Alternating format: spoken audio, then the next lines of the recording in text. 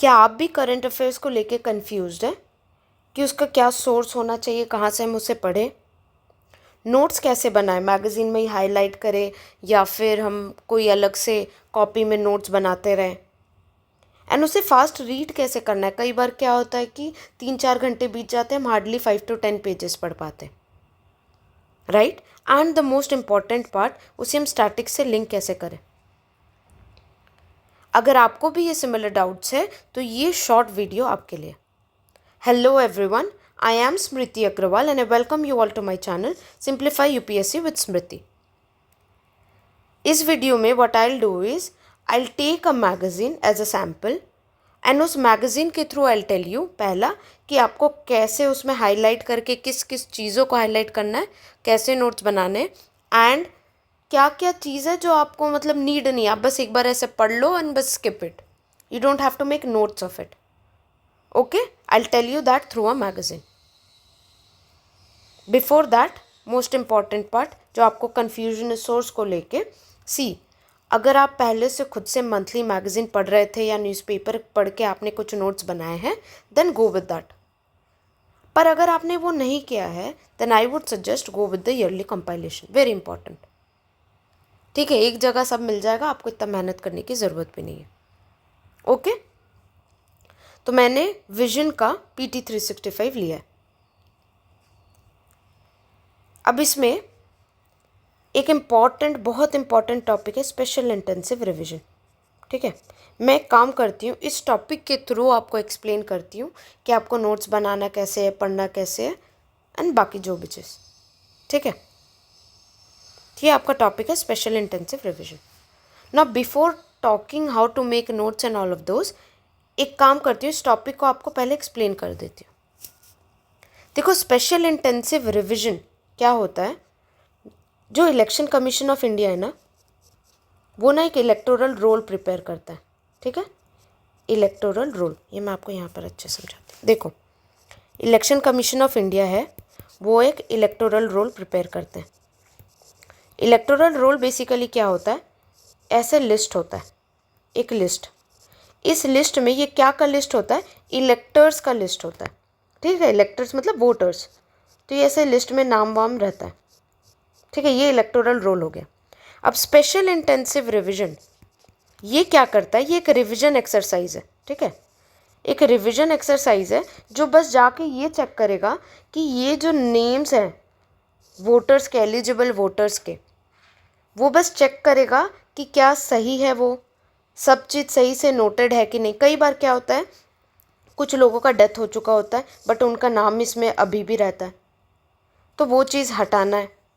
किसी किसी चीज़ का रिपीटेटिव रहता है किन्हीं किन्हीं लोगों का, तो वो चीज़ हटाना है।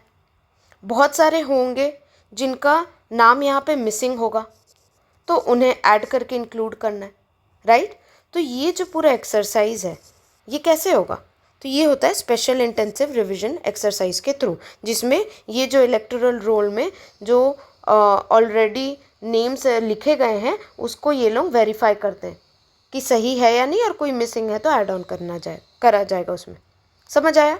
अब इस स्पेशल इंटेंसिव रिवीजन एक्सरसाइज में करता कौन है और ये वेरीफाई करते कैसे हैं, तो इसमें क्या होता है कि घर घर जाकर, ठीक है, हाउस टू हाउस जाकर वेरिफिकेशन किया जाता है, घर जाके पूछताछ करते हैं। अब मुझे एक बात बताओ कॉमन सेंस से कि क्या जो इलेक्शन कमीशन ऑफ इंडिया है, मतलब उसमें जो चीफ इलेक्शन कमिश्नर और बाकी अदर इलेक्शन कमिश्नर्स हैं, वो जाएंगे क्या घर घर? नहीं ना, उतना तो पॉसिबल ही नहीं है। तो ये घर घर कौन जाता है, बूथ लेवल ऑफिसर्स। ठीक है, बूथ लेवल ऑफिसर्स जो होते हैं वो लोग घर घर जाते हैं, हाउस टू हाउस वेरीफाई करते हैं कि अच्छा कितने, जैसे वो सर्वे जैसा नहीं होता है उस टाइप का। समझ आ गया, बस यही है स्पेशल इंटेंसिव रिवीजन। अब पढ़ते हैं यहाँ से। देखो, ECI ने अभी पब्लिश किया अपना electoral roll following the special intensive revision exercise. अभी ये एक्सरसाइज कहाँ कहाँ पर हुआ था, वेस्ट बंगाल में हुआ, राजस्थान, गोवा, लक्षद्वीप और पौंडीचेरी में। ठीक है, अब ये special intensive revision exercise actual में है क्या, हाउस टू हाउस वेरिफिकेशन किया जाएगा इसमें बाय बूथ लेवल ऑफिसर्स। किस लिए किया जाएगा? टू एंश्योर कि जितने भी एलिजिबल सिटीजन्स हैं वो एनरोल किए गए हैं इलेक्टोरल रोल में। You getting it? अब ये एक बात बताओ, कोई आकर घर में ऐसे पूछेगा और चेक करेगा एलिजिबल है या नहीं, तो लोग क्यों सबको जवाब देंगे? कुछ तो इसमें बैकिंग होना चाहिए ना। जैसे कोई सर्च करने जाता है तो सर्च वारंट लेके जाता है प्रूफ के लिए, तो वैसे ही ये स्पेशल इंटेंसिव रिवीजन एक्सरसाइज को लीगल बैकिंग मिला है हमारे आर्टिकल 324 ऑफ कॉन्स्टिट्यूशन से, और साथ में जो आरपीए एक्ट है, रिप्रेजेंटेटिव ऑफ पीपल्स एक्ट, उसके सेक्शन 21 क्लॉज 3 से। इसके बलबूते पर वो बूथ लेवल ऑफिसर जाके आपसे पूछ रहे हैं। ठीक है, अब ये जो स्पेशल इंटेंसिव रिवीजन एक्सरसाइज है, क्या ये रेगुलरली हो रहा है? नहीं, ये 8 टाइम्स कंडक्ट किया गया है पहले 1951 से 2004 तक। उसके बाद बीच में कुछ नहीं हुआ था, एंड अब फाइनली जाकर इन लिमिटेड स्टेट्स में हो रहा है। होल कंट्री में ये एक्सरसाइज नहीं हो रहा है। समझ आ गया? अब ये कुछ इन्फॉर्मेशन दिया अबाउट इलेक्टोरल रोल, जो मैंने आपको पहले ही बता चुका है। ठीक है, बता चुकी हूँ मैं ना कि लिस्ट ऑफ पर्सन्स होते हैं जो रजिस्टर्ड होंगे एज इलेक्टर्स उस कॉन्स्टिट्यूएंसी के,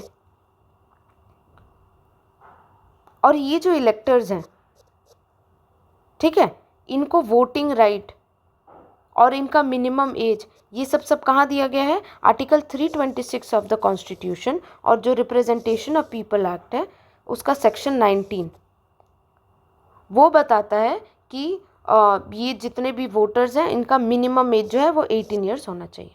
और अगर आपको नहीं पता है तो ये एक्स्ट्रा इन्फॉर्मेशन कि पहले 21 ईयर्स था, 61st अमेंडमेंट एक्ट से वो 18 ईयर्स किया गया। You getting it? अब जब एक बार ये पढ़ लिए, मैंने आपको ऑलरेडी एक्सप्लेन भी कर दिया है, अब हम इसमें देखेंगे कि हम इसमें नोट्स कैसे बनाएंगे। इसमें नोट्स बनाने के लिए देखो, अलग से पेन पेपर लेके इतना नोट्स बनाने का टाइम नहीं है, तो इसी मैगज़ीन में मार्क कर लो। मार्क कैसे करोगे? पहला कि स्पेशल इंटेंसिव रिवीजन कहाँ कहाँ हुआ है? West Bengal, Rajasthan, Goa, Lakshadweep, Pondicherry. Basically whole country में नहीं हुआ, ये ध्यान रखना है। उसके बाद लीगल बैकिंग किससे मिला? आर्टिकल 324 और सेक्शन 21 क्लॉज 3। तीसरा, इसमें होता क्या है? House to house verification by किससे? बूथ लेवल ऑफिसर से। और बेसिकली चेक क्या कर रहे हैं? सारे एलिजिबल सिटीजन्स हैं कि नहीं उसमें।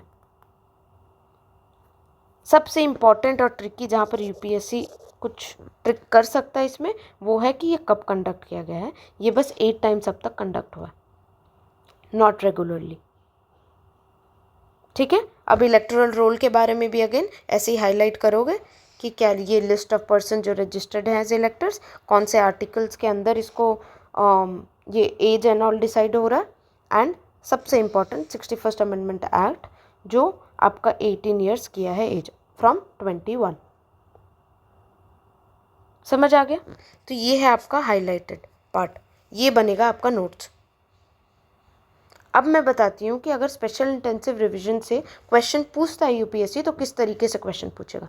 एक हो सकता है कि ये जो टर्म है स्पेशल इंटेंसिव रिवीजन, ये टर्म किससे रिलेटेड है। उसके बाद आपको ऐसा बहुत सारा ऑप्शन दिया गया रहेगा, उसमें से एक ऑप्शन शायद मे बी इस टाइप का वो फ्रेम किए होंगे कि ये एक रिविजन एक्सरसाइज है। Basically it is a revision of already collected data या collected scientific data by ISRO. ठीक है, अच्छे से फ्रेम करती हूँ थोड़ा। मे बी एक ऑप्शन ऐसा कुछ रहेगा कि special intensive revision is a revision exercise of scientific data collected through intensive research by ISRO. ठीक है, ये एक ऑप्शन होगा। और एक ऑप्शन होगा से कि special intensive revision exercise of electoral rolls. ठीक है, टू इंश्योर कि एलिजिबल वोटर्स थे। तो आपको पता है कि ये करेक्ट है। बट अगर आप नहीं जानते हो तो देखो, ये इस तरीके से फ्रेम करते हैं। अब इसमें वर्ड रिविजन भी है, इसमें इंटेंसिव रिसर्च करके लिखा है, तो अगर आपको आइडिया नहीं होगा तो आप इसको टिक मार सकते हो। ठीक है, ऐसा कंफ्यूजिंग ऑप्शन यूपीएससी बनाता है। दूसरा क्या होगा कि स्टेटमेंट वाला क्वेश्चन फ्रेम हो सकता है कि ये जो स्पेशल इंटेंसिव रिवीजन है इससे रिलेटेड स्टेटमेंट होगा, जैसे कि स्टेटमेंट 1 कि it is a revision exercise which is done every 5 years, ठीक है। उसके बाद दूसरा होगा अगेन यही कि ये एक house to house verification process है to ensure that all eligible citizens are there in electoral roll. ये एक स्टेटमेंट होगा। तो ये स्टेटमेंट पढ़ के आपको फिर चूज़ करना होगा कि हाँ सेकंड स्टेटमेंट राइट है और फर्स्ट स्टेटमेंट एवरी 5 years वाला रॉन्ग है, बिकॉज ये सिर्फ 8 टाइम्स ही कंडक्ट हुआ है, फिर बीच में गैप था। समझ आया? हाईलाइट वाला नोट्स बता दी, कैसे टाइप के क्वेश्चंस आएंगे वो बता दी। अब इसको याद करने का ट्रिक भी बता देती हूँ। नाम से ही स्पेशल इंटेंसिव रिवीजन, ठीक है। रिवीजन मतलब कुछ रिवाइज कर रहे हैं। यहाँ पे क्या रिवाइज कर रहे हैं हम? इलेक्टोरल रोल वाला डेटा रिवाइज कर रहे हैं। दूसरा इंटेंसिव क्यों लिखा है? क्योंकि इसमें हम हाउस टू हाउस वेरिफिकेशन घर घर जाके कर रहे हैं। ये बस टेक्निक है, हाँ कुछ और रीज़न होगा, आई डोंट नो, बस याद करने का तरीका है। और स्पेशल क्यों है? क्योंकि ये रेगुलरली नहीं हो रहा है। अब तक में 8 बार ही कंडक्ट हुआ, ठीक है। अब एक बात बताओ, इतना मैंने जो इतनी बार ये बात बोला ना, आप ये वीडियो के थ्रू ही अब कुछ भी क्वेश्चन आएगा ना स्पेशल इंटेंसिव रिवीजन से, आप गलत नहीं करोगे, ठीक है। और अगर आप चाहते हो कि मैं ऐसे ही सारे टॉपिक्स बाकी भी एक्सप्लेन करूं तो मुझे कमेंट में बताना। तो फिर मैं क्या करूंगी कि ऐसे सेक्शन वाइज 20-30 पेजेस लेके पार्ट बाय पार्ट आपको पूरा फिर इतना डिटेल्स में एक्सप्लेन करके नोट्स भी आपको बता दूंगी क्या क्या हाईलाइट करके आपको बस रिवाइज करना है, ठीक है। और अगर कोई शॉर्टकट ट्रिक होगा जैसे कि अभी वाला था, ऐसा कुछ भी होगा तो आई विल टेल, बट इसके लिए अगर ज़्यादा लोग कमेंट करते वो इंटरेस्टेड है तो आई विल डू दैट, ठीक है। अपार्ट फ्रॉम दिस और एक टॉपिक देखेंगे। सबसे पहले ये आपको मैं बता देती हूँ कि ये पॉलिटी के कुछ इंपॉर्टेंट चैप्टर्स हैं। प्रायोरिटी वाइज मैंने इसको अरेंज किया है, जिसमें मैंने देखा है कि अच्छा PYQ में कितने रिपीटेड क्वेश्चंस आए हैं, प्लस ये कितना इजी है, डुएबल है, उस अकॉर्डिंग ये बनाया गया, ठीक है। तो अगर आपको ये इंपॉर्टेंट चैप्टर्स के लिस्ट के PDF चाहिए सीक्वेंस वाइज तो आप ये मेरा चैनल में जाकर इसे डाउनलोड कर सकते हैं, डिस्क्रिप्शन में लिंक है, ठीक है। अब हम एक इम्पॉर्टेंट, ये यहाँ पे कैसे आ गया, एक सेकेंड, हाँ। अभी हम एक और टॉपिक देखते हैं, जैसे कि 50 years ऑफ नेशनल इमरजेंसी, ठीक है। अब इसको समझते हैं कि इसमें हमें क्या नोट डाउन करना है या नहीं करना है, जो भी। ये टॉपिक जैसे ही पढ़ा कि 50 years ऑफ नेशनल इमरजेंसी हुआ है तो ये अपने में आपको समझ में आ जाना चाहिए कि कितना इम्पोर्टेंट हो गया इमरजेंसी चैप्टर, राइट। तो आप क्या करोगे, जब आप अपने प्रायोरिटी लिस्ट में ये सारे चैप्टर्स पढ़ने जाओगे तो आपको स्टैटिक पार्ट में ये बहुत ध्यान रखना पड़ेगा कि जब ये इमरजेंसी प्रोविज़न वाला चैप्टर रहेगा इसको मेरे को बहुत ध्यान से पढ़ना है, राइट। समझ आ गया? अब 50 years ऑफ नेशनल इमरजेंसी एक बार हम क्विक रीड करेंगे, फिर हम देखेंगे कि इसमें नोट्स कैसे बनाना है। तो बेसिकली इस पूरे में ये बताया गया है कि नेशनल इमरजेंसी जो 25 जून 1975 को डिक्लेयर किया गया था, अब उसका 50 years हो चुका है।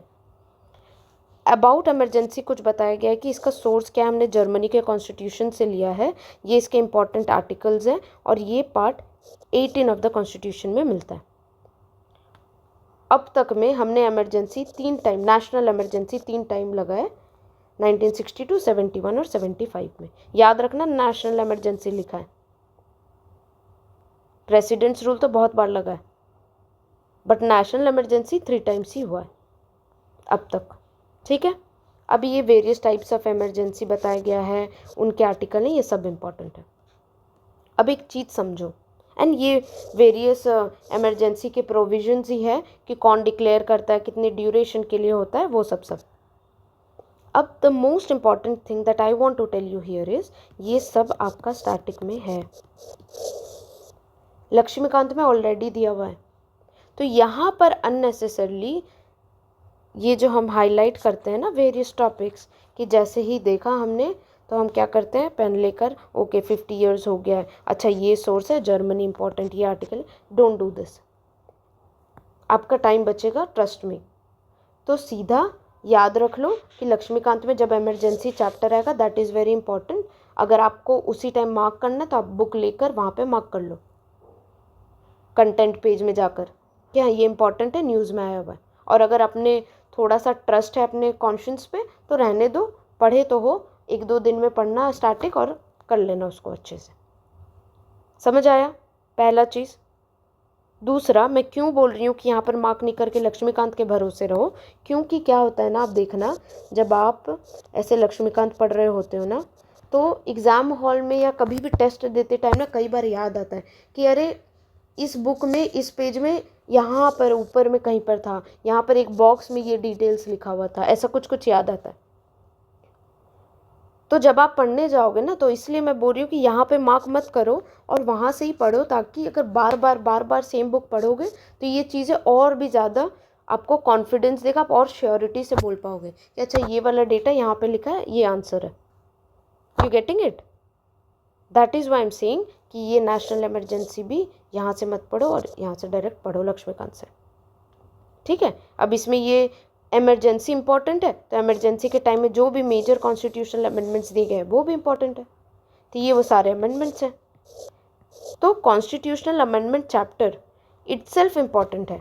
आप देखोगे तो मैंने लिस्ट में आपको दिया हुआ है कि आपको इसको पढ़ना है, बट अब जब ये पढ़ने जाओगे तो इस चैप्टर में भी आप स्पेसिफिकली ये जो इमरजेंसी के टाइम में 38, 39, 42, 44 इसको ज़्यादा ध्यान देना। आप एक और काम कर सकते हो, अगर आपको बार बार बुक में नहीं जाना है ना तो आप ये वाला लिस्ट डाउनलोड करके इसमें ही ऐसे स्टार मार्क करके और कुछ कुछ पेंसिल से एडिट कर लो, इसका प्रिंट आउट निकाल लो, कुछ कर लो। ठीक है, समझ आया आपको? और अगर आप चाहते हो अगेन कि मैं ऐसे इनको पूरा एक्सप्लेन करके आपको पढ़ाऊँ तो फिर आप मुझे कमेंट से बताना, तो मैं ऐसे सेक्शन वाइज सारे पढ़ाऊँगी। ठीक है, ओके देन, आई होप ये 2 टॉपिक के थ्रू आपको समझ आ गया आपको कैसे पढ़ना है। अगर आपको ये वीडियो अच्छी लगी तो प्लीज़ लाइक करना, जो भी डाउट है इस वीडियो से रिलेटेड कमेंट करना आप। अगर आपको कोई भी फ्यूचर वीडियोस चाहिए आप मुझे कमेंट में बताना, I will make on that for sure. And also please subscribe to my channel, ताकि मैं नेक्स्ट जो मॉक टेस्ट आप लोग दे रहे हो वो मॉक टेस्ट का एनालिसिस कैसे करना है और उसमें नोट्स कैसे बनाने हैं ये वीडियो लेकर आने वाली हूँ।